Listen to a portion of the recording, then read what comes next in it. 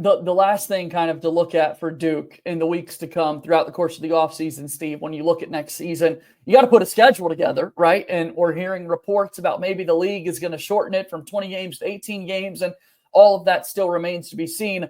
But also in the non-conference, there are still games that need to pop up and be on the radar for Duke fans to be aware of. We've seen recent reports about possibly a Michigan game set to be added there in Washington, D.C.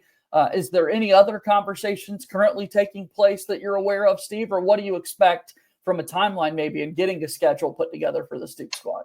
Yeah, I would expect them to go to Michigan State, probably. Okay. There's been a lot of talk about that game. That goes back to, if you remember, during the COVID year when the Champions Classic was played in Durham Right. and Michigan State came here and played. Duke owes them a game up there for that arrangement, and so I forgot about that. Yeah. Wow. yeah, so that would be kind of cool to see those Yeah. two teams play. I was up there last time they played, 2019, and that was kind of a cool game. So again, that would be a neat thing. They're already playing Arkansas and Chicago. They're already playing Michigan and in DC.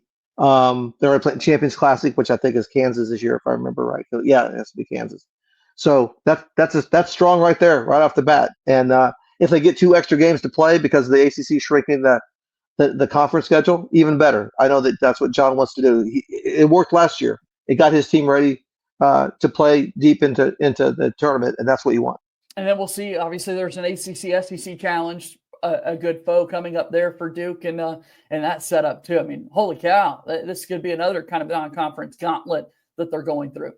And I would think that would be a road game since Duke was home last year. I would be surprised if it's not. So that would be, again, another great challenge. It could be down at Alabama, right? It could be Right. rematch of the Elite Eight. That's kind of what they like to do in those things, right? So that'd be pretty cool.